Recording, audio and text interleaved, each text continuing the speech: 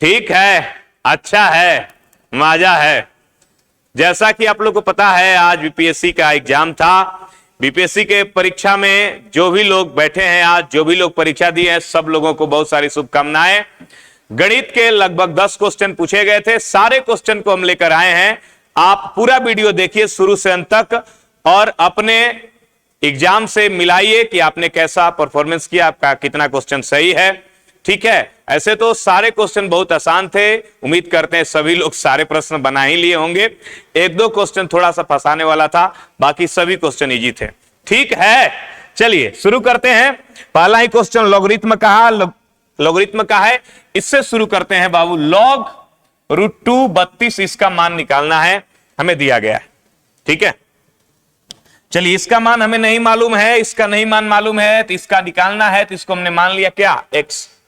इसको मान लिया हम x। अब मेरे प्यारे विद्यार्थियों, लॉग हटाने का तरीका हम आपको एक बता रहे हैं। लॉग हटाना है तो लॉग को मारिए एक डंडा, लॉग हटाना है तो लॉग को मारिए क्या, एक डंडा। अब लॉग को मारिएगा तो लॉग तो भागेगा ही, साथ ही साथ वो बेचारा ये √2 भी डर से इसके चरण में आके गिर जाएगा कि हमें बचा लो। ठीक है, लॉग तो चला गया, आप हमें बचा लो। तो ये हो गया 32 बराबर √2 के पावर x हो गया। 32 ज्यों का त्यों √2 को लिख सकते हैं बाबू हम 2 के पावर 1/2 होल पावर x। 32 को लिख सकते हैं 2 के पावर 5, 2 ज्यों का त्यों पावर के ऊपर पावर में गुणा हो जाएगा x/2। आप देख रहे हैं बराबर के एक तरफ बराबर के दूसरे तरफ अगर बेस सेम है तो पावर भी सेम हो जाएगा। 5 बराबर x/2 यानी x बराबर हो जाएगा 5 दूनी के 10। तो हमारा उत्तर आ चुका है 10। बहुत ही आसान क्वेश्चन था। ठीक है, अच्छा है। चलिए बच्चों आगे बढ़ते हैं और ध्यान लगाते हैं। अब देखिए अगला क्वेश्चन भी बहुत ही बढ़िया क्वेश्चन है। ये क्वेश्चन भी बहुत सारे बच्चे छोड़ ही दिए हैं। 2/2 माइनस ऐसे करके अनंत पदों का योग निकालना है। ठीक है, कंटिन्यूड फ्रैक्शन का ये क्वेश्चन है।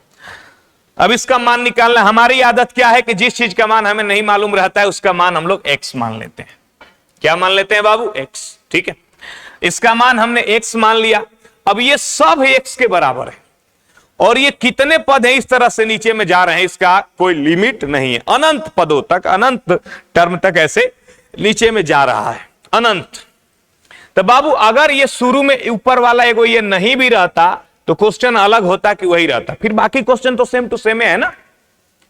यानी कि अगर ये ऊपर वाला नहीं भी रहता तो क्वेश्चन में कोई चेंज नहीं होता। यानी अगर ये सब x के बराबर है, ये सब किसके बराबर है, x के बराबर है, तो ये ऊपर वाला नहीं भी रहेगा तो ये बचल का भी किसके बराबर होगा, x के बराबर होगा। तो 2 माइनस, यानी ये सब x के बराबर है। ये अगर ऊपर वाला नहीं भी रहता तो नीचे वाला किसके बराबर होता है, x के बराबर। अगर इसको हम झांप लें तो इस नीचे वाले के बदले में हम क्या लिख सकते हैं, x बराबर x। ठीक है, अब देखिए 2 को x से गुणा करेंगे, 2x - 1 बटा में x बराबर x। ये हो जाएगा 2x - 1 बराबर x²। तो x² माइनस 2x + 1 बराबर 0। अब देख रहे हैं आप ये द्विघात समीकरण बना, ये है बाबू x - 1 का होल स्क्वायर बराबर 0, यानी x - 1 का होल स्क्वायर बराबर 0, यानी x - 1 बराबर 0, अर्थात x बराबर 1। x बराबर 1 इस प्रश्न का उत्तर आया। ठीक है, अच्छा है, मजा है। चलिए बना लिए ना, आसान है ना। आइए मेरे प्यारे छात्रों अगले क्वेश्चन पे आइए। कहा गया 100 मीटर लंबी एक ट्रेन 58 किलोमीटर पर आवर के गति से यात्रा कर रही है। कितने समय में यह एक राहगीर को जो इसी दिशा में 4 के चाल से चल रहा है पार करेगी। बाबू हमें समय निकालना है। समय बराबर दूरी बटा में चाल।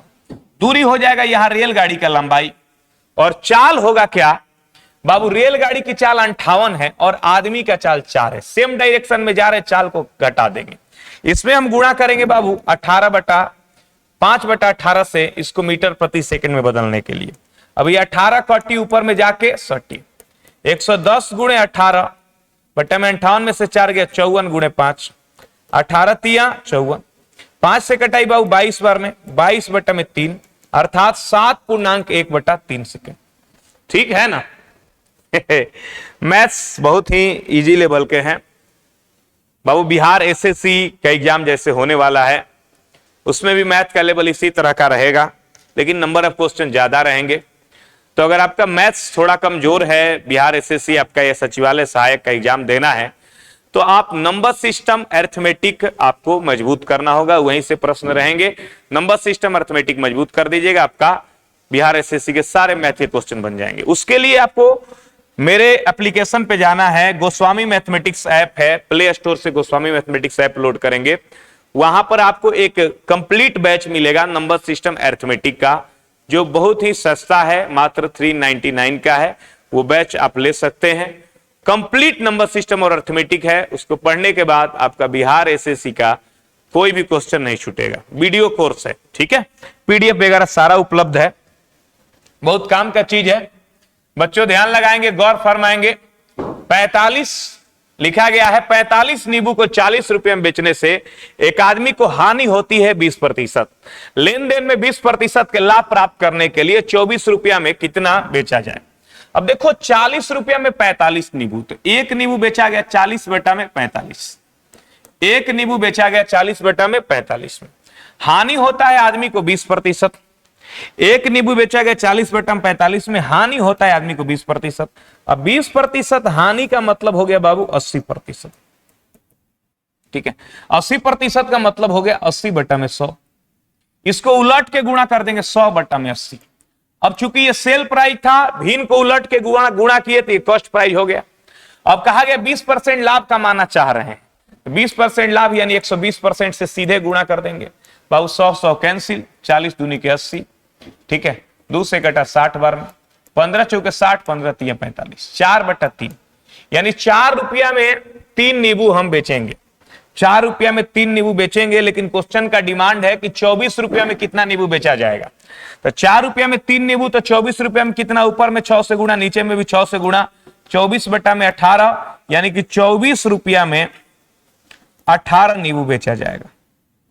24 रुपया में 18 नींबू बेचा जाएगा। 24 रुपया में कितना नींबू बेचा जाएगा बच्चों, 18, ठीक है।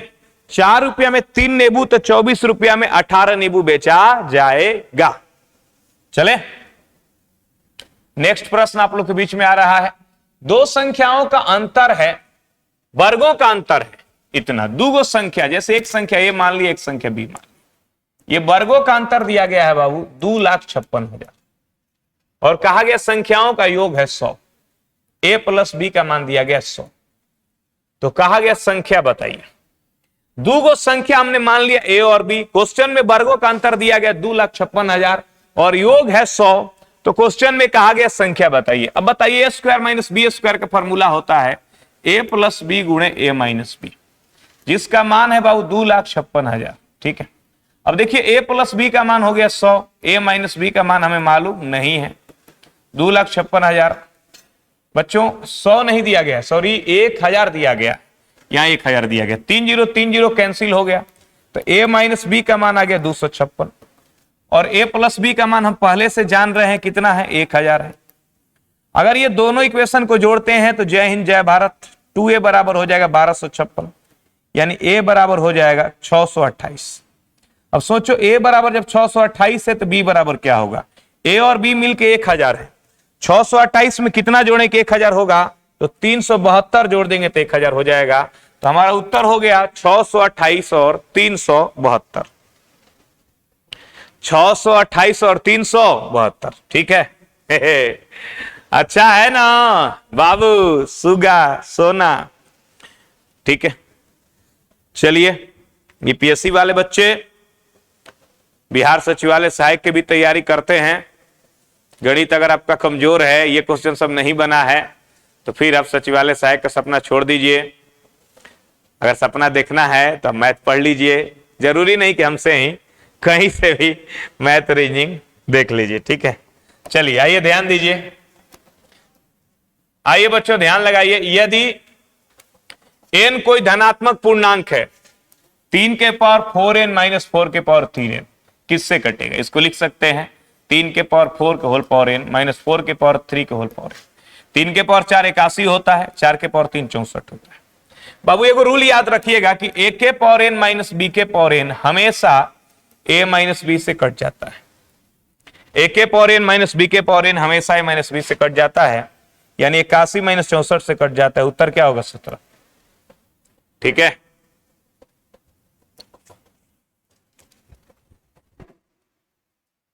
ठीक है ना? आइए प्यारे छात्रों, दोस्तों, 200 और 600 के बीच 4, 5, 6 से विभाजित होने वाली कितनी संख्याएं? 200 और 600 के बीच, दोनों के बीच 4, 5, 6 तीनों से कटने वाली कितनी संख्याएं? देखो 4, 5, 6 तीनों से वही कटेगा जो 4, 5, 6 के एलसीएम 60 से कटेगा।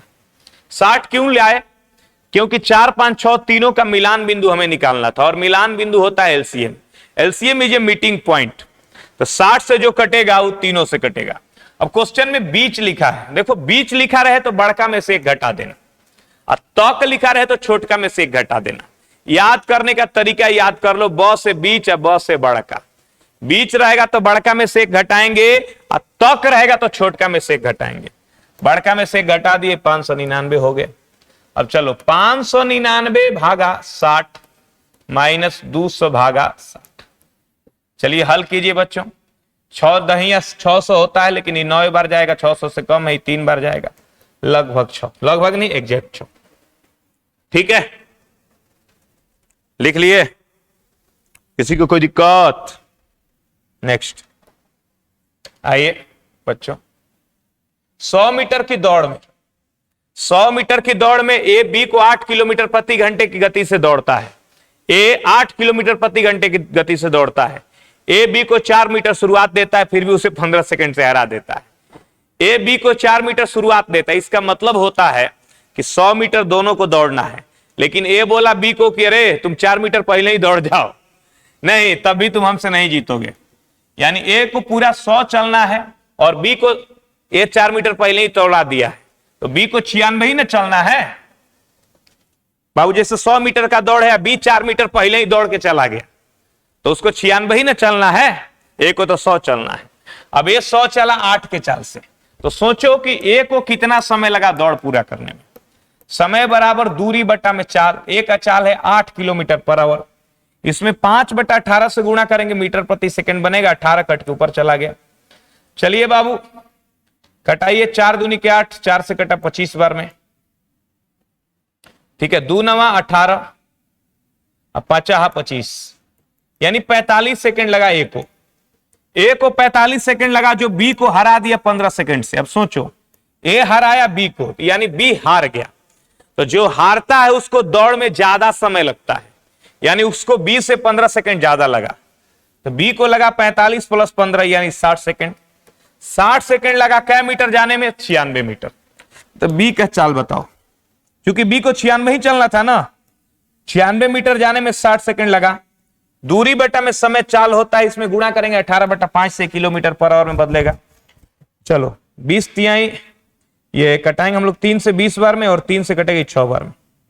6 के 36 के 6, 6 9 29 57 बटे में 100, यानी 5.76 किलोमीटर प्रति घंटा। 5.76 किलोमीटर प्रति घंटा। ठीक है, अच्छा है, मजा है बाबू, सुगा सोना। आइए ध्यान दीजिएगा, एक समचतुर्भुज का परिमाप 52 मीटर है। उसका छोटा विकर्ण 10 मीटर है, तो लंबे विकर्ण की लंबाई बताइए। एक समचतुर्भुज परिमाप है 52, तो भुजा हो गया 13। छोटा विकर्ण है 10, छोटा विकर्ण है 10। देखो बड़ा विकर्ण निकालना। देखो समचतुर्भुज विकर्ण एक दूसरे को 90 डिग्री पर काटते हैं। ये पूरा 10 है, तो आधा कितना होगा? 5। समचतुर्भुज के विकर्ण एक दूसरे को लंब सम द्विभाजित करते हैं, याद रखना। लंब यानी 90 डिग्री पे, सम यानी 2 बराबर भागों में। पूरा 10 तो आधा हो गया 5। अब ये समकोण त्रिभुज बन गया, जिसमें ये 13 है, ये 5 है, इसका मान क्या होगा? 12। आधा का मान 12, तो पूरा का मान 12 दूनी के 24, तो 24 मीटर, 24 मीटर, 24 मीटर। ठीक है, चलिए नेक्स्ट। चलिए ये क्लॉक का क्वेश्चन है, रीजनिंग टाइप का, थोड़ा सा दिमाग लगा दीजिएगा तो बन जाएगा। एक घड़ी सुबह 8 बजे सेट की जाती है, 24 घंटे में 10 मिनट आगे बढ़ जाती है। घड़ी हर एक 24 घंटा में 10 मिनट आगे बढ़ती है। यानी सुबह 8 बजे सेट किए हैं तो अगला दिन 8 बजे जो रियल टाइम होगा 8 बजे, वो उस दिन 10 मिनट आगे रहेगी। ठीक है ना, 10 मिनट आगे बढ़ जाएगी। ठीक है, हर एक 24 घंटा बाद 10 मिनट आगे बढ़ जाएगी। ठीक है, यही समय क्या होगा जब दूसरे दिन घड़ी 1 बजे अपराह्न इंगित करेगी। तो दूसरे दिन 1 बजे, 8 बजे आज बज रहा है तो दूसरा दिन 1 बजे कै घंटा बीतेगा बताओ? तो 8 से 8 12 घंटा हो गया। 1 बज रहा है अपराह्न में, अपराह्न यानी कि 12 बजे के बाद, तो सुबह के 8 बजे से अगला दिन सुबह के 8 बजे 12 घंटा, और फिर अपराह्न 1 यानी कि दोपहरिया के 12 बजे के बाद, 12 बजे के बाद जो 1 बजता है, तो 8 बजे से 12 बजे 4 घंटा, 1 घंटा और 5 घंटा, 5 घंटा इधर 24 घंटा उधर, यानी 29 घंटा में कितना आगे बढ़ेगी हमें यह सोचना होगा। 29 घंटा में सोचो, 24 घंटा में 10 मिनट, 29 घंटा में कितना, तो 10 मिनट से ज्यादा ही आगे बढ़ेगी। तो 10 मिनट से ज्यादा ही आगे बढ़ेगी तो लगभग कितना मिनट आगे बढ़ेगी? तो 24 घंटा में 10 मिनट तो 12 घंटा में 6 मिनट, नहीं 6 घंटा में लगभग 3 मिनट, 24 घंटा में 10 मिनट, 12 घंटा में 5 मिनट और 6 घंटा में लगभग 2.5 मिनट।